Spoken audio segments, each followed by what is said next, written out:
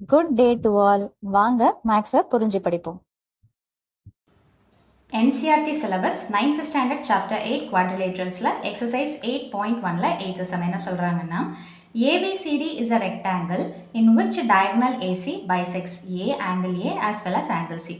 ABCDன்றது என்னன்னு பார்த்தீங்கன்னா ரெக்டாங்கிள், அதே மாதிரி ஏசின்ற டயகனல் பார்த்தீங்கன்னா ஏன்ற ஆங்கிளையும் சீன்ற ஆங்கிளையும் பைசெக்ட் பாதியாக பிரிக்குது அப்படின்னு சொல்லிட்டு சொல்கிறாங்க. ஸோ இதில் நம்ம என்ன ப்ரூவ் பண்ணணும் அப்படின்னு பார்த்தீங்கன்னா ஃபர்ஸ்ட் ஒன் ஏபிசிடின்றது ஸ்கொயர் அப்படின்னு சொல்லணும். அடுத்தது பார்த்தீங்கன்னா பிடின்ற இன்னொரு டயகனல் பார்த்தீங்கன்னா பியையும் டியையும் பைசெக்ட் பண்ணுது அப்படின்றத சொல்லணும். ஸோ ஃபர்ஸ்ட் என்ன பார்த்தீங்கன்னா ஏபிசிடி, நீங்கள் எங்கே வேணாலும் ஏபிசிடின்னு சொல்லிட்டு நேம் கொடுத்துக்கலாம். ஸோ ஏபிசிடின்றது ஒரு ரெக்டாங்கிளாக வரைஞ்சிக்கிறோம். ஸோ இதுதான் given. ABCD is a rectangle. Angle A is equal to angle C. ரெக்டாங்கிள்ன்றதுனால என்ன அர்த்தம்னு பார்த்தீங்கன்னா ஏபி, அதாவது ஆப்போசிட் ஆங்கிள்ஸ் ஆர் ஈக்குவல் அப்படின்னு சொல்லிட்டு சொல்லுவோம். இன்னொன்று பார்த்தீங்கன்னா ஏசின்ற டயகனல் பேசிஸில் போகிறதுனால நம்ம எதை எடுத்துக்கிறோன்னு பார்த்தீங்கன்னா ஆங்கிள் ஏவும் ஆங்கிள் சியும் ஈக்குவல் அப்படின்னு சொல்லிட்டு ஃபர்ஸ்ட் கான்செப்டை எடுத்துக்கிறோம். இப்போ ரெண்டு பக்கமும் என்ன பண்ணுறோன்னு பார்த்தீங்கன்னா ஹாஃப்ன்றதை அப்ளை பண்ணுறோம். ஒரு கான்செப்டை நீங்கள் புதுசாக சேர்க்குறீங்கன்னா அதை ரெண்டு பக்கமும் சேர்க்கும் போது அதோடைய வேல்யூ மாறாமல் இருக்கும். ஸோ அந்த கான்செப்ட் படி ரெண்டு பக்கமும் என்ன பண்ணுறோன்னு பார்த்தீங்கன்னா ஹாஃப்னு சொல்லிட்டு டிவைட் பண்ணுறோம். ஸோ இப்படி இருக்கும்போது என்ன ஆகுது, ஆங்கிள் ஏவுடைய பாதி ஆங்கிள் சி உடைய பாதின்ற மாதிரி வந்துருச்சு. இப்போ இதில் பார்த்தீங்கன்னா இதை நம்ம என்னன்னு சொல்லிக்கலாம்னு பார்த்தீங்கன்னா டிஏசி, அதாவது டி இங்கே இருக்குது, ஏ இங்கே இருக்குது, சி இங்கே இருக்குது. ஸோ டிஏசி அதாவது ஆங்கிள் ஏல இது ஒரு பாதி ஆயிடுச்சுங்களா. அடுத்தது பார்த்தீங்கன்னா டிசிஏ. ஸோ டிசிஏ இந்த சியில் இருக்கக்கூடிய இன்னொரு பாதி ஆங்கிளாக இது ஆயிடுச்சுங்களா. என்ன ரீசன்னா கொஸ்டின்ல என்ன கொடுத்துட்டாங்கன்னா ஏசின்றது ஆங்கிள் ஏவையும் ஆங்கிள் சியையும் பைசெக்ட் பண்ணுறதுனால ஏதாவது ஒரு ஹாஃப் நீங்கள் எடுத்துக்கலாம். ஒன்று இந்த பக்கம் இல்லைனா அந்த பக்கம். ஸோ நம்ம இந்த சைடு எடுத்துருக்கிறோம். ஸோ ஏவை சென்டராக வச்சுக்கோங்க. மீதி இருக்கக்கூடிய டி இந்த ட்ரையாங்கிளை எடுத்துக்கிறீங்க. ஸோ டிஏசி அப்படின்ற இந்த ட்ரையாங்கிள் எடுத்தீங்கன்னா ஸோ இந்த ஆங்கிள் ஏவும் இந்த ஆங்கிள் சியும் ஈக்குவல் அப்படின்னு சொல்லியாச்சு. ரீசன் என்னன்னா ஏசின்ற இந்த டயகனல் பைசெக்ட் பண்ணுது அப்படின்றது அர்த்தம். அடுத்தது பார்த்தீங்கன்னா CD is equal to DA.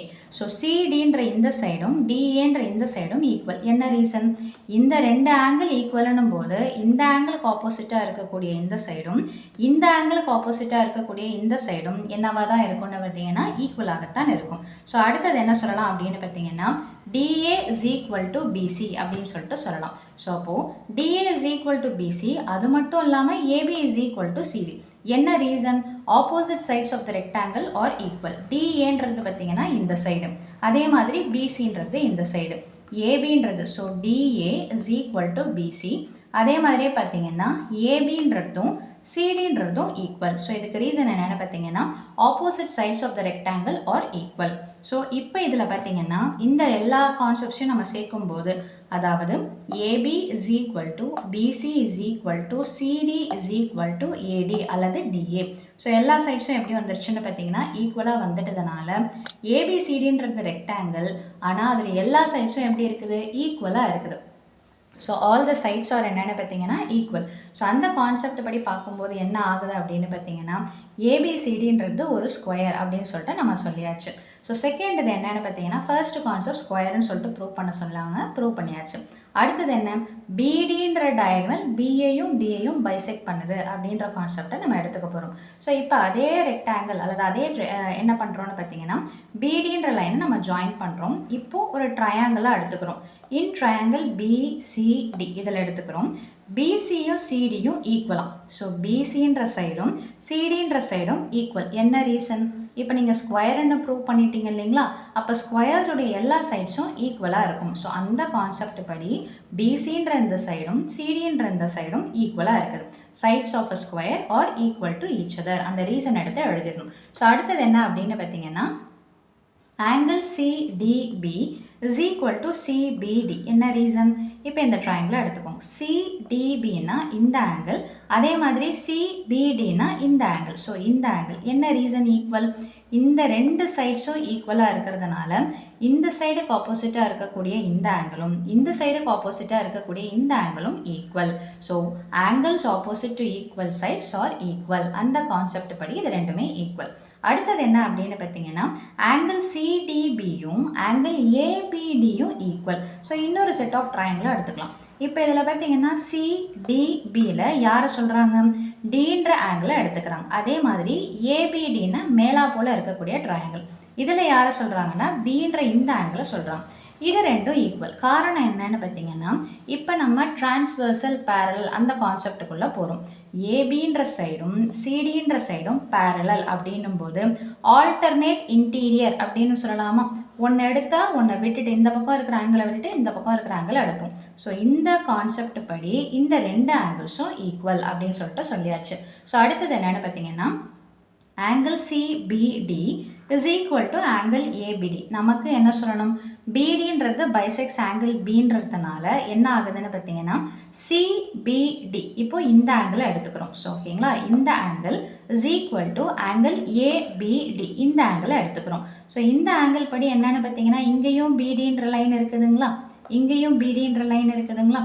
So இது ரெண்டும் ஈக்குவல்ன்றதுனால என்ன ஆகுதுன்னு பார்த்தீங்கன்னா பிடின்றது ஆங்கிள் பியை பைசெக்ட் பண்ணுது அப்படின்னு சொல்லிட்டு சொல்லியாச்சு. ஸோ விச் மீன்ஸ் என்ன அப்படின்னு பார்த்தீங்கன்னா இந்த ரெண்டுத்தோட நம்ம கனெக்ட் பண்ணி இதை சொல்கிறோம். ஸோ ஃபஸ்ட்டு இது சொன்னதுக்கு ரீசன் என்னென்னு பார்த்தீங்கன்னா அந்த ஆங்கிள்ஸ், அதாவது ஸ்கொயர்ஸ் ஆஃப் த சைடை வச்சு சொல்லி இந்த ரெண்டு ஆங்கிள்ஸ் ஆப்போசிட்டாக இருக்கிறது ஈக்குவல்னு சொல்லியாச்சுங்களா. இப்போது இதை எடுத்துக்கோங்க. அதே மாதிரியே பார்த்தீங்கன்னா பேரலல்ன்ற கான்செப்டை வச்சு திரும்ப அதே சிடிபி இன்னொன்றுத்துக்கு ஈக்குவலாக இருக்குதுன்னு சொல்லிட்டு சொல்லியாச்சு. இந்த ரெண்டு லெஃப்ட் சைடும் சேமாக இருக்கிறதுனால இந்த ரைட் சைட்ஸும் என்னவாக தான் இருக்கும்னு பார்த்தீங்கன்னா சேமாக தான் இருக்கும். அப்போ என்ன சொல்லலாம், CBD is equal to ABD. இதன் மூலமாக என்ன தெரியுது, பிடின்றது ஆங்கிள் பியை பைசெக்ட் பண்ணதுன்னு சொல்லிட்டு சொல்லலாம். ஸோ இந்த ரீசனை வச்சு தான் இந்த ரீசன் வருது. ஓகேங்களா. லாஸ்ட்ல என்னது, also angle CBD is equal to angle ATP. எப்படி, திரும்பவும் பிசிஏடியை நம்ம பேரலாக வைக்கிறோம்னு வச்சுக்கோங்களேன். ஸோ பிசின்றது இது, அதே மாதிரியே பார்த்தீங்கன்னா ஏபி. முதல்ல வந்துட்டு மேலே கீழேன்னு பார்த்தோம் இல்லைங்களா, இப்போ சைடில் ரெண்டு பேரலாக வைக்கிறோன்னு வச்சுக்கோங்களேன். எந்த ரெண்டு ஆங்கிள்ஸை ஃபிக்ஸ் பண்ணுறாங்கன்னு பார்த்தீங்கன்னா அதே சிபிடி, இந்த சிபிடியையும் அடுத்தது பார்த்தீங்கன்னா ஏடிபி, இது பார்த்தீங்கன்னா இங்கே எடுத்து இங்கே எடுக்கிறோம். இதுவும் பேரலன்ற கான்செப்டில் வந்து ஆல்டர்னேட் இன்டீரியர்ன்ற கான்செப்டில் வரும். நீங்கள் ரெக்டாங்கிளை கூட ஃபுல்லாக போட்டுட்டு கூட நீங்கள் ப்ரொசீட் பண்ணலாம். ஸோ இந்த தனித்தனியாக டயக்ராம்ஸ் வரைஞ்சி ப்ரொசீட் பண்ணும்போது இன்னுமே உங்களுக்கு ஒவ்வொரு இதுக்குமே கிளாரிட்டி நல்லாவே கிடைக்கும். ஸோ இந்த கான்செப்ட் படி என்னென்னு பார்த்தீங்கன்னா இந்த பேரலலுக்கு இந்த ஆல்டர்னேட் இன்டீரியர் ஆங்கிள்ஸ் ஈக்குவல் அப்படின்னா இந்த ரெண்டு ஆங்கிள்ஸும் ஈக்குவல். ஸோ இப்போ என்ன ஆயிடுச்சுன்னு பார்த்தீங்கன்னா சிடிபி எதை எடுத்துருக்கிறோம், இந்த சிடிபியும் அதே மாதிரி இந்த ஏபிடியும் எடுக்கும்போது என்ன தெரியுதுன்னு பார்த்தீங்கன்னா பிடின்றது பிடின்ற டயகனல் ஆங்கிள் டியை பைசெக்ட் பண்ணுது அப்படின்னு சொல்லிட்டு சொல்லலாம். ஸோ ஏற்கனவே பார்த்தீங்கன்னா பிடின்றது பியை பைசெக்ட் பண்ணியாச்சுன்னு சொல்லியாச்சு. இப்போ பார்த்தீங்கன்னா பிடின்றது டியை பைசெக்ட் பண்ணுது. சிடிபின்னா என்னது, ஸோ சிடிபி இந்த ஆங்கிள் எடுத்துக்கிட்டோமா. அடுத்தது பார்த்தீங்கன்னா ஏபிடி. ஏன் அந்த மாதிரி ஈக்குவல் பண்ணுறோன்னா இங்கே சிபிடி இருக்குதுங்களா, இங்கே சிபிடி இருக்குதுங்களா, இந்த சிபிடி இந்த சிடிபிக்கு சமம். ஸோ இப்படி ஒரு லிங்கை கொண்டுட்டு வரும்போது ஆங்கிள் சிபிடி, ஸோ சிபிடி இதிலிருந்து அப்படியே கொண்டுட்டு வராங்க. ஸோ இதில் ஆல்டர்னேட் இன்டீரியர் ஆங்கிள்ஸ்ன்ற கான்செப்டை யூஸ் பண்ணி இப்போ எப்படி லிங்க் பண்ணுறாங்கன்னா ஃபர்ஸ்ட் நீங்கள் ஒரு ஆங்கிள் எடுத்தீங்க இல்லைங்களா, அந்த ஆங்கிளையும் லாஸ்ட்டாக நீங்கள் கொண்டுட்டு வந்தீங்க பார்த்தீங்களா, இந்த ஆங்கிளையும் ஈக்குவேட் பண்ணிக்கிறாங்க. நீங்கள் அப்படியே சம்மந்தப்படுத்தி பார்க்கும்போது பார்த்தீங்கன்னா இந்த ஆங்கிளுக்கு இந்த ஆங்கிள் ஈக்குவல்ன்ற மாதிரி வந்துடும். ஸோ ஆங்கிள் சிடிபி, அதாவது இந்த angle is equal to angle ATP, இந்த ஆங்கிளுக்கு ஈக்குவல். ஸோ இந்த காமன் லைன் என்னது, பிடிங்களா. ஸோ அப்போ பிடின்றது பியை மட்டும் பைசெக்ட் பண்ணல, ஆங்கிள் டியையும் பைசெக்ட் பண்ணுது. ஸோ அவங்க கேட்ட ரெண்டாவது ப்ரூஃபும் அவ்வளோதான். ஸோ அவ்வளோதான் இந்த சம்மோட சொல்யூஷன். மீண்டும் அடுத்த பதிவில் வேறொரு சம்மோட சந்திக்கிறேன்.